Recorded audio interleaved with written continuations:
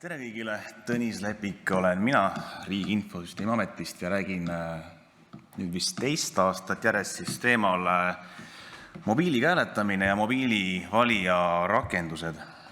Küll ajakavas või tähendab selles päevakorras on hoopis teistsugune pealkiri, et mobiiliga hääletamine, kas see on evolutsioon või revolutsioon, aga ma panin selle slaidile ühe teise pealkirja veel, et mobiiliga ei saa hääletada, sest mobiiliga saab hääletada. Need kaks lauset võtavad tegelikult päris hästi kokku minu meelest selle, kus seisus mobiiliga hääletamine praegult üldse on.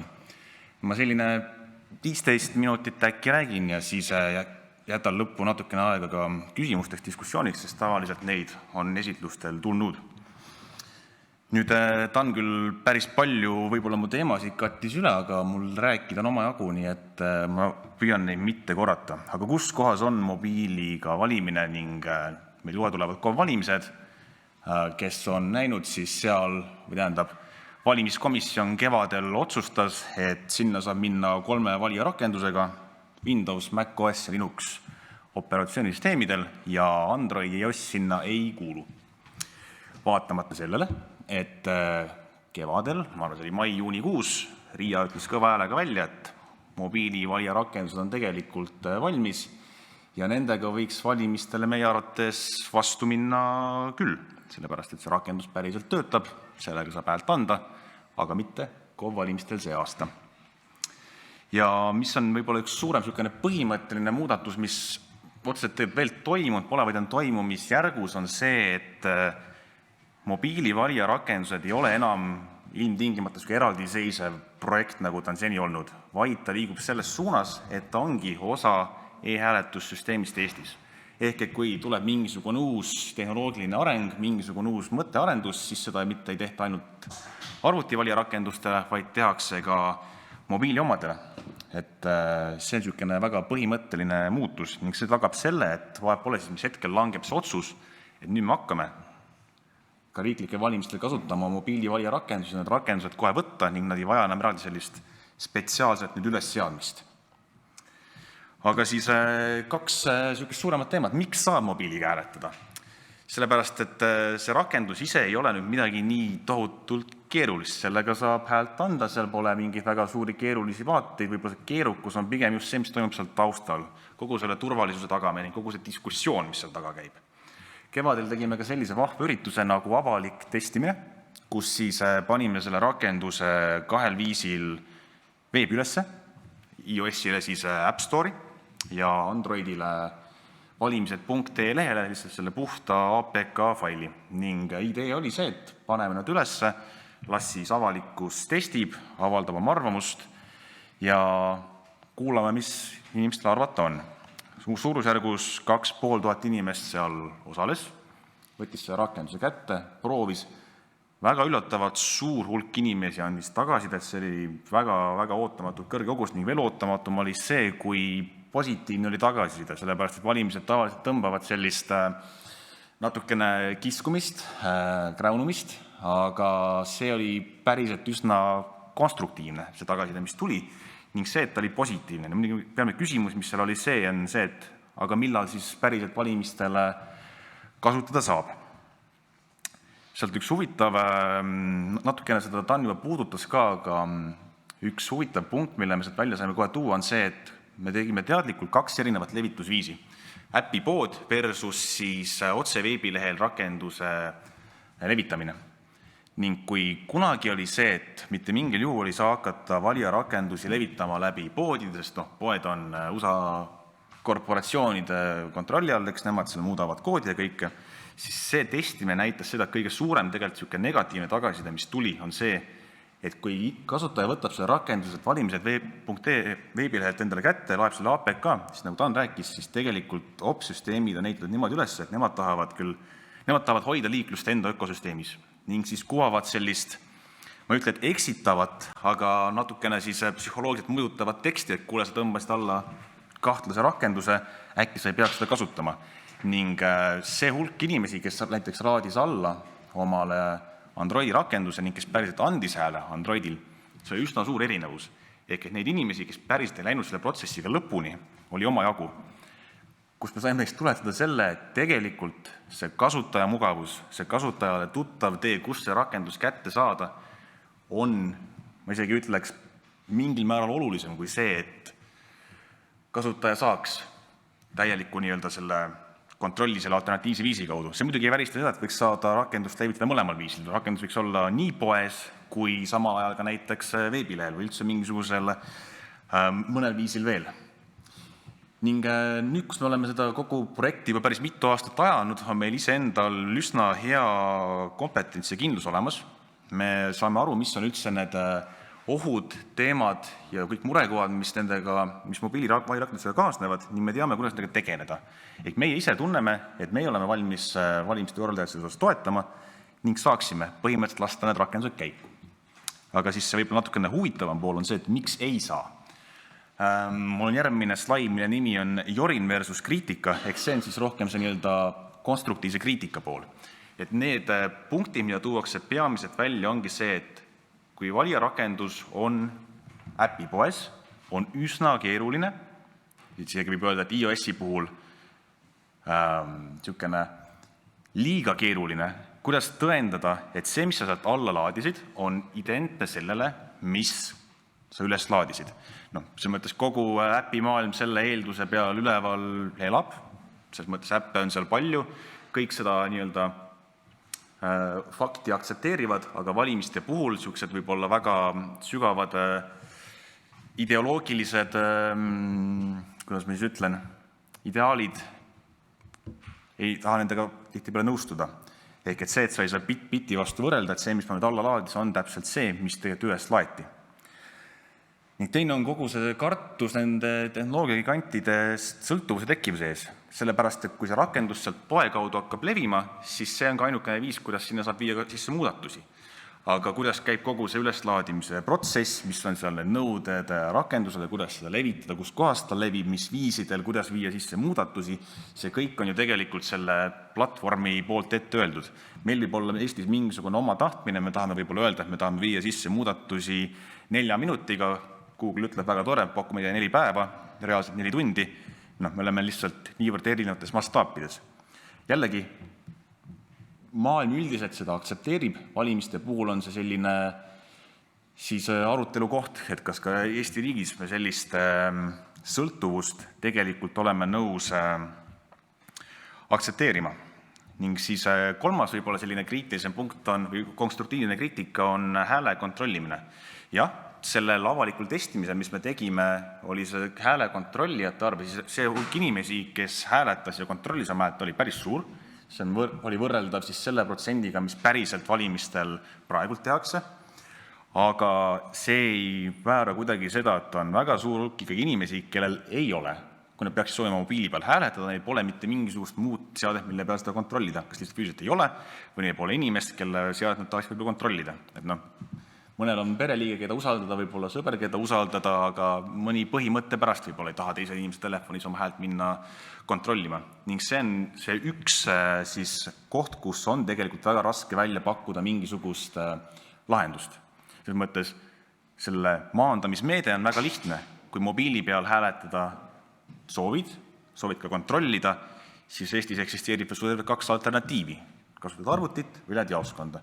Et see, et mobiili peal midagi teha ei saa või on ebamugavam, ei tähenda ilmtingimata seda, et kõik peavad hääletama mobiili peal. Mis on Eestis üsna tore, et Eestis saab hääletada praegult 3 viisil, eks saab hääletada välismaal ümbrikuga, saab hääletada füüsiliselt jaoskonnas paberiga ning saab teha seda arvuti peal. Et see oleks sisuliselt tegelikult 4. viis, kuidas hääletada. Ja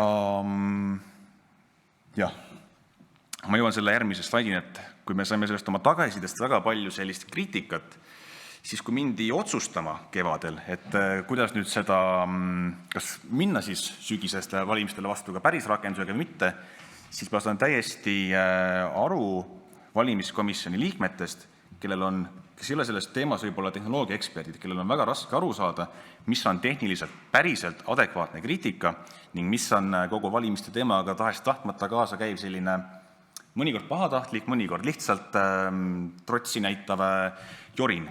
Sellepärast, et ka sealt tagasidest tuleb välja, et mõne inimese argument on see, et e-hääletus on jama.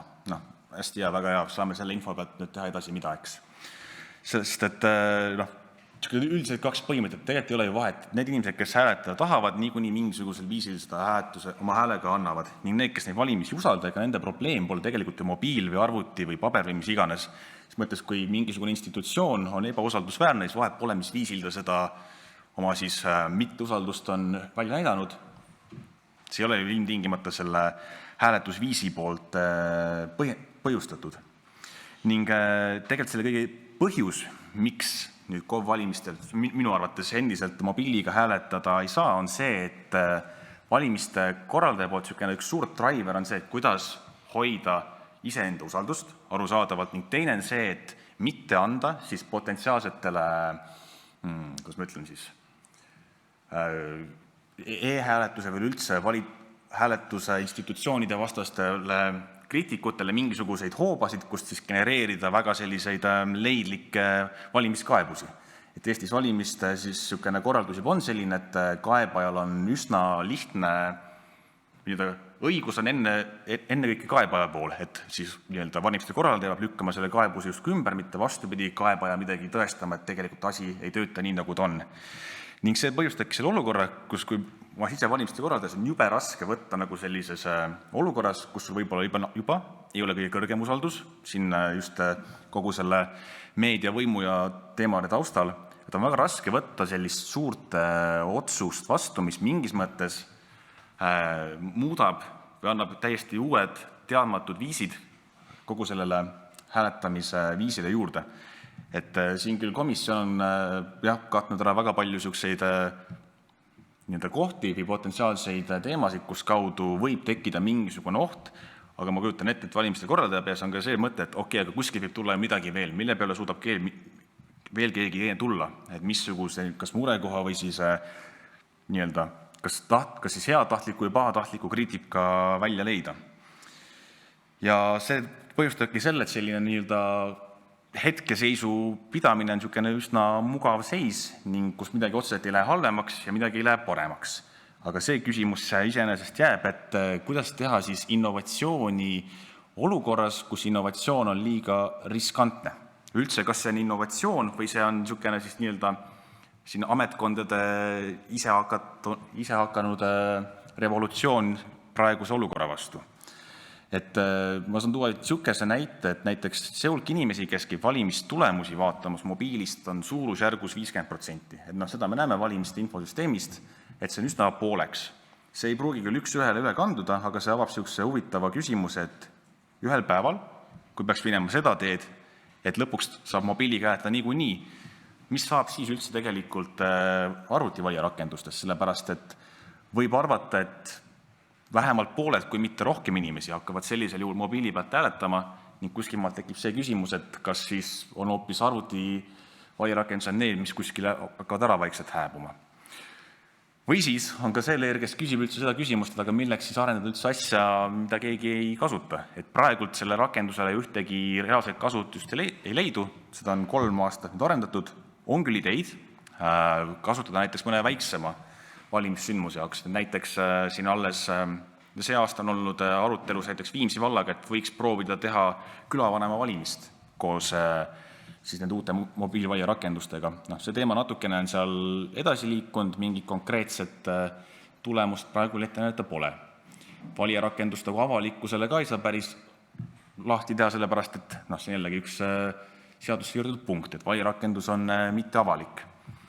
Ja siis selle lõpuks võtabki põhimõtteliselt kokku see, et kas see, mis me siin oleme pikalt arendanud ja arutanud ja teemadel rääkinud, et kas see on asjade loomulik kulg, et hääletamine kolib vaikselt mobiili või see on selline tupiktee, mis kusagile ei jõua.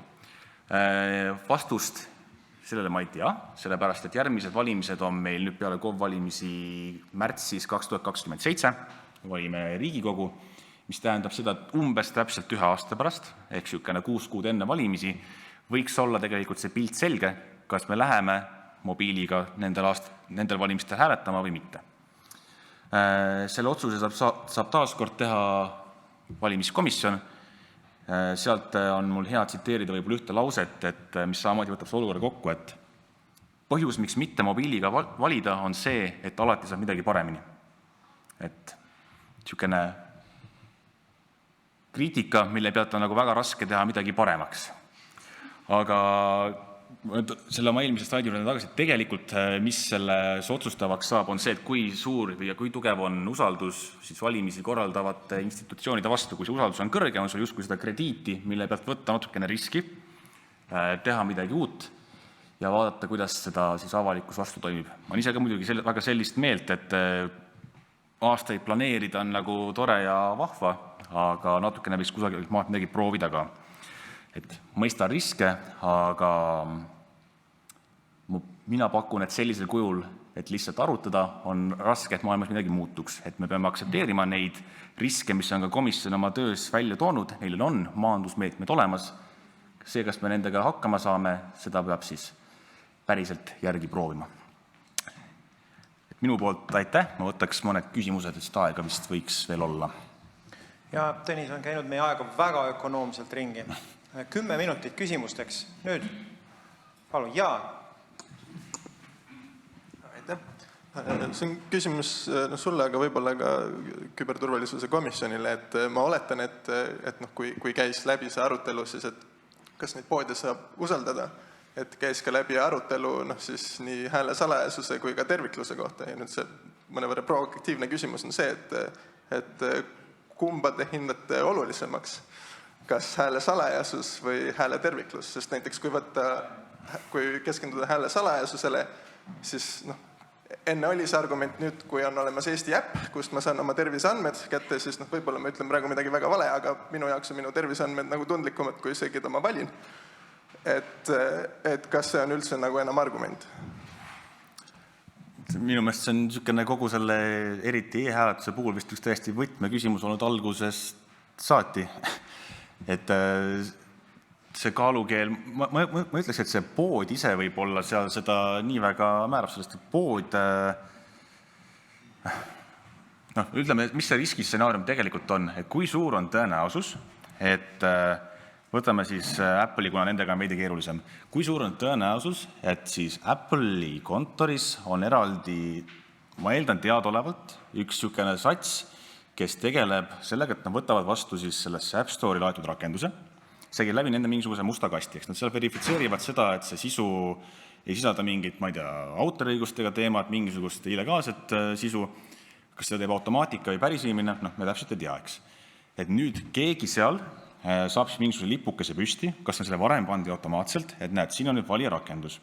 Me võtame selle rakenduse sisse, me võtame selle rakenduse nüüd sellest protsessist välja, me paneme siia, peame koodi ka läbi lugema, eks, paneme siia enda jupi sisse, mis siis kas hakkab automaatselt kuskile kõrvale saatma neid hääli muutma, siis me paneme selle rakenduse tagasi sellesse protsessi, siis me laeme selle rakenduse üles ning loodame, et mitte kunagi ei märka.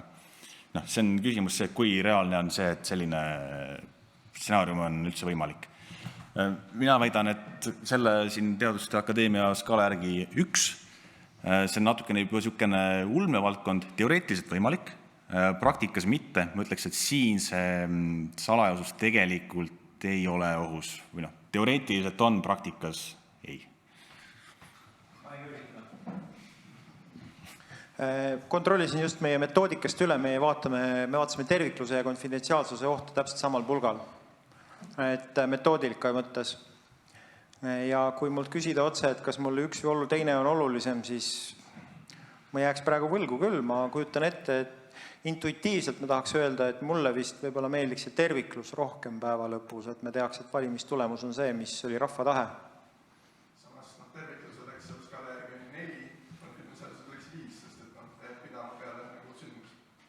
Jah, selles mõttes, et jah, see ongi see, et kui me seda digisuveräänsust tegema hakkame, siis me peame need skaalad kuidagi täiega pilbasteks lahti võtma, et ma kardan, et meil tulevad mitmed eraldi skaalad. Nii, härra Truul on küsimus. Ja, ma tahaks anda ainult sellise väikse kommentaari, et seda terviklust, hääle terviklust on lihtsam kaitsta, sest on olemas hääle kontrollimise võimalus. Ja kui ma kogemata olen saanud oma telefonis liba valija rakenduse, siis mul on võimalus sellest teada saada ja minna ja üle hääletada kas teise arvutiga, teise telefoniga või jaoskonnas. aga kui mu hääl läheb vaikselt vasakule, siis esiteks ma ei saa sellest võib-olla kunagi teadagi ja teiseks teha ikka enam midagi ei ole.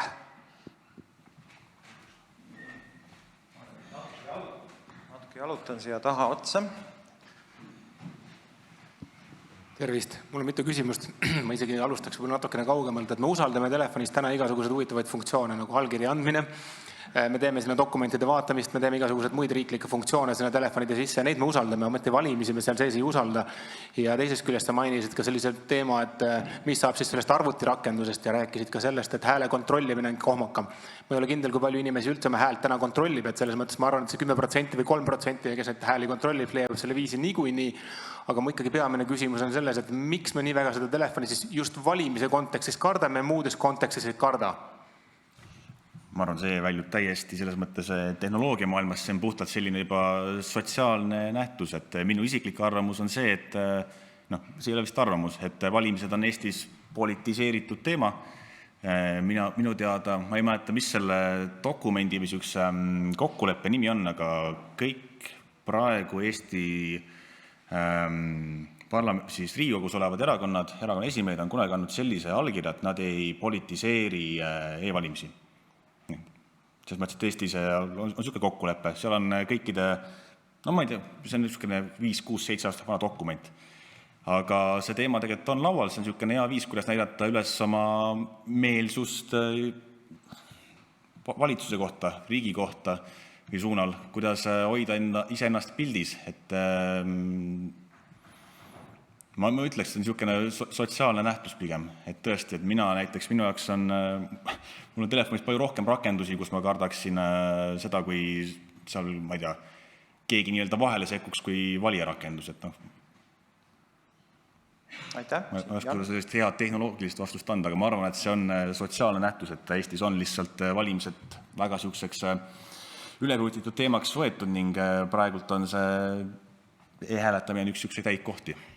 Et ka samamoodi on ajast näha, et ka nii-öelda need poliitilised jõud, kes seda kõige rohkem üles toovad, ajas vahetuvad, et mõni erakond on võib-olla kunagi olnud väga suur vastane, täna ei ole enam väga nii suur vastane. Ma arvan, see muutub ka ajas, et kui kuskil maad saadakse aru, et see pole enam väga hea niisugune koht, kus nii-öelda kus pildis püsida, siis ka vahetub see foon mingi muu teema peale.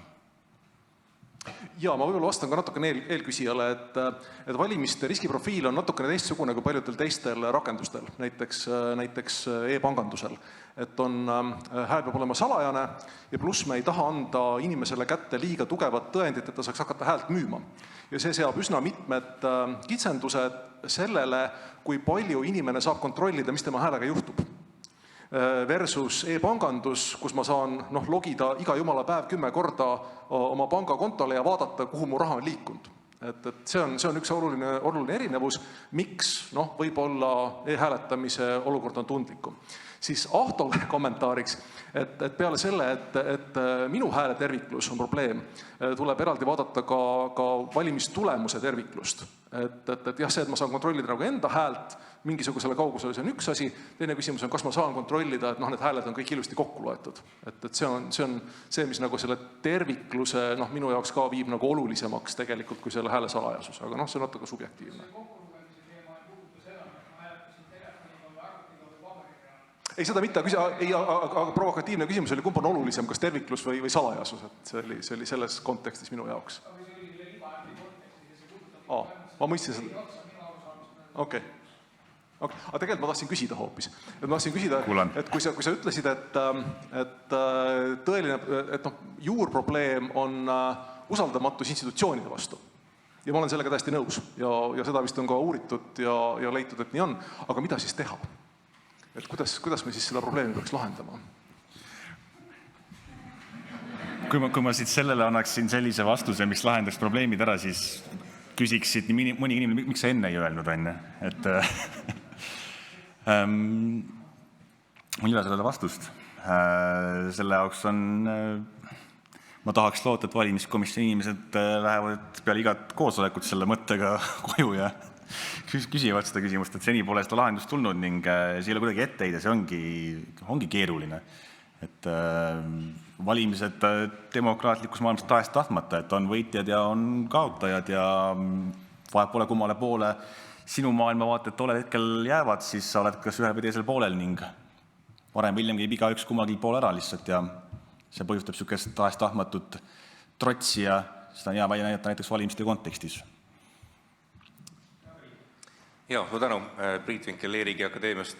Lihtsalt kommentaarina, et tõesti kõik Eesti peavooluerakonnad on alla kirjutanud e-valimiste hea tava hartale, mis siis tõesti on E-riigi Akadeemia poolt ellu kutsutud juba aastaid tagasi ja uuendatud tõesti siin 5-6 aastat tagasi, nii et ütleme siis paberi peal on kõik ilus, reaalsus on see, mida me näeme igapäevaselt. Aga võib-olla kokkuvõtteks või võib-olla mida ma ei lugenud sellest ettekandest ka ikkagi välja ja kõigi jaoks see kõige peamine küsimus, et millist probleemi me mobiiliga hääletamisega lahendame.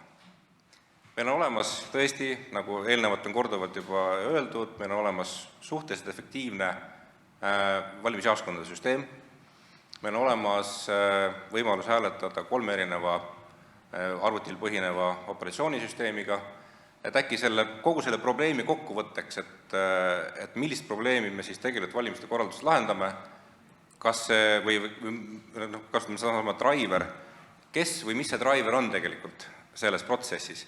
On see tehnoloogiline, on see poliitiline, on see institutsionaalne, et võib-olla see aitab ka selgitada tegelikult selles olukorras, kui praegu oleme. Ma arvan, et seal on mitu kihti selles mõttes, tõesti selles mõttes ju, mul oli ka see lause ka, et see, kes tahab hääletada, see leiab ju hääletamisviisi niikuinii. Minu seda on uuritud, et see mobiilirakenduste toomine näiteks valimisaktiivsust oluliselt ei tõsta. No see on seal niisugune põhimõtteliselt eksimisvea nagu raames, mis ta võib tõsta. Et see, et rohkem inimesi hääletaks, see ei ole küsimus. Mina läksin siis alles vist 2. või 3. klassi, kui üldse e-valimised tegelikult tulid. Ma ei tea, mis see mõte oli siis. Ma eeldan, et selle võis olla nii raha kokkuhoid, mugavus kui innovatsioon, kõik need, eks. Kui meil arvuti on juba olemas, siis mina väidan, et see põhiargument on mugavus, see on mugavusteenus. See mõttes, et mingit päris valimistel olevat probleemi me tegelikult ei lahenda. See on selle, et nende vastukaalust, kes nurisevad, et e-valimised on saatanast, nende jaoks on need, miks ma pean seda arvutit kaasast tassima. Et need inimesed, kes juba ei viitsi minna jaoskonda, tõenäoliselt, ma ei tea, inimesed, kes on kas välismaal, lihtne näide on jällegi, kui sa elad kusagil Austraalias, saatkond on seal otsa mõttes riigi teises otsas, kus ainuke variant on siis hääletada seal paberi peal, võib-olla see ümbrikut näiteks ei usalda, arvutit, mina olen IT-inimene, minul on arvutitele sahtli täis, aga ma tean, et paljud inimesed üldse ei olegi arvutit enam enne, et sul jääbki sisuliselt ainult mobiil, et see on see mugavuse küsimus. Aga kas valimised jääks tõesti toimumata, kui need oleksid ainult arvuti peal, ainult mobiili peal või ainult paberi peal, siis vastus on ju, et ei. Toimuksid ikka samamoodi ja tulemused oleksid täpselt samasugused. Nüüd Tarvin saab ühe lühikese küsimuse. Ühe lühikese kommentaari. Ma lihtsalt tean, et kuidas usaldusväärselt tõsta. See tähendab seda, et sa ei keera vussi asju. Pikka aega. Jah. Ja kui sa nüüd tekitad uue hääletamisviisi, mis tekitab kümnetes ründevektorid juurde, kaasates välismaiseid osapooli e-hääletamise korraldamisse, siis sa kindlasti usaldusväärselt ei tõsta. Aitäh! Nii, aitäh Tõnis, täname Tõnist! Aitäh!